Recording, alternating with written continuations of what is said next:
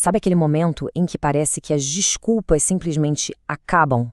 A nossa análise de hoje vai fundo num material que é, olha, brutalmente direto. É um verdadeiro ultimato sobre mudança pessoal.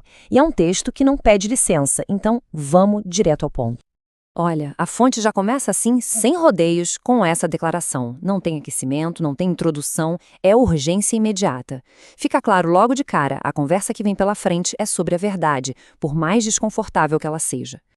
Ok, então vamos aprofundar nisso. A primeira parte do texto já propõe um confronto, sabe? A ideia é encarar de frente a realidade de uma vida que, bom, talvez tenha sido vivida mais na plateia do que no palco. Aquela sensação de ser um coadjuvante na própria história. E o que é mais interessante aqui é a forma como a mediocridade é retratada. Pensa bem, não é como um fracasso gigantesco, barulhento, mas sim como um conforto que anestesia. Aquela rotina que, segundo o texto, vai aos poucos engolindo a pessoa, sufocando devagarinho. E para dar um nome para esse estado, a fonte apresenta uma figura, o figurante. E nossa, essa é uma definição muito forte. O figurante é basicamente quem assiste a própria vida passar. Fica ali, esperando o momento certo, esperando uma permissão, um sinal verde que talvez nunca chegue. E é aqui que o texto apresenta a sua grande divisão, o seu ponto central, a escolha fundamental que, de acordo com a fonte, todo mundo precisa fazer em algum momento. Continuar como figurante ou assumir o papel de protagonista. Bora ver o que isso significa na prática. A diferença aqui é brutal, é sobre iniciativa. De um lado, tem a passividade de quem espera. Do outro, a proatividade de quem cria. O texto deixa isso muito claro. Um simplesmente reage ao que o mundo joga para ele, enquanto o outro está lá ativamente criando o próprio mundo. E essa diferença vai ainda mais fundo, vai lá na raiz da identidade da pessoa. O figurante, por exemplo, ele está sempre buscando validação fora, sabe? Se moldando ao que os outros esperam. E acaba virando só um eco.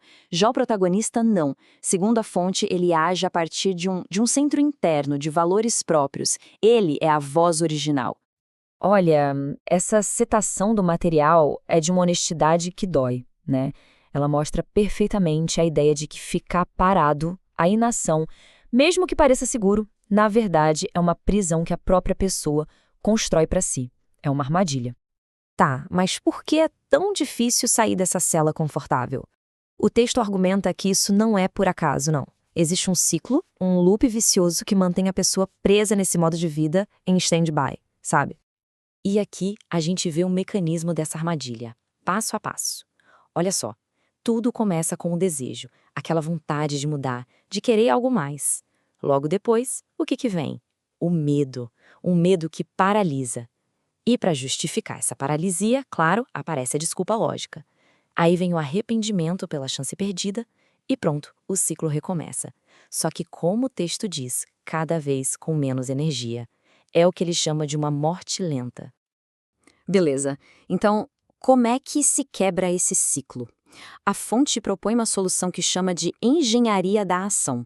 E a ideia central aqui é genial, na verdade. É parar de depender de uma coisa tão instável quanto a motivação e trocar por um sistema, uma estrutura sólida. E esse é um ponto que a fonte faz questão de deixar bem claro. Isso aqui não é um curso de motivação, não é autoajuda tradicional. A promessa não é aquele pico de motivação que some rápido, o famoso fogo de palha, mas sim uma estrutura, um framework confiável para gerar ação de forma consistente. E essa estrutura toda se apoia em 3 pilares, usando uma metáfora de cinema que é muito boa. O primeiro é o roteiro, que é basicamente transformar sonhos em metas claras, com prazo, com plano de ataque. O segundo é o personagem, ou seja, construir uma nova identidade, um novo eu, por meio de pequenas vitórias, uma de cada vez. E por último, a direção, que é assumir a responsabilidade total pela própria história, parar de botar a culpa nos outros. Isso aqui mostra perfeitamente a mudança na prática. É sair daquele modo reativo, de ser uma folha ao vento, só apagando incêndio o dia todo, e entrar no modo criativo, onde a pessoa define a própria agenda, o próprio ritmo, é deixar de ser movido pelas coisas e passar a ser a força que move. Mas claro, para essa engenharia toda funcionar, a fonte diz que precisa acontecer uma virada de chave na mentalidade. Existem 3 princípios que são a base de tudo. Vamos dar uma olhada neles. O primeiro princípio vira de cabeça para baixo uma lógica que a gente ouve muito por aí. A ideia não é esperar ter motivação para agir, é o contrário. É agir para gerar motivação. A ação é que cria o movimento, que cria a clareza. É o movimento que gera o sentimento, e não o contrário. O segundo princípio é todo sobre o poder do foco.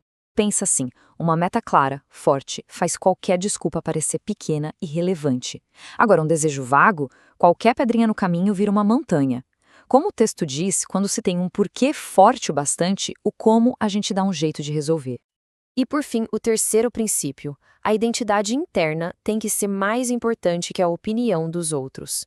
O foco deixa de ser buscar a aprovação e passa a ser causar impacto. É sobre desenvolver uma bússola interna tão forte, tão calibrada, que o mapa que os outros desenharam simplesmente perde a importância. Então, no fim das contas, a fonte resume o poder pessoal a estas três coisas. Não dá para controlar o mundo lá fora. Mas dá para controlar 100% onde se coloca o foco, o significado que se dá para as coisas e, claro, as próprias ações. É exatamente aí que mora todo o poder de mudança.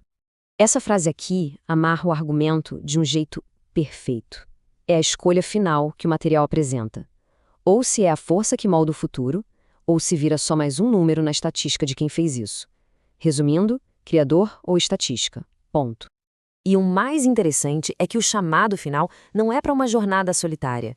Pelo contrário, é um convite para se juntar a um movimento de construtores, um grupo de gente que decidiu, de uma vez por todas, trocar o conforto da plateia pelo risco e pela recompensa gigantesca de estar no palco.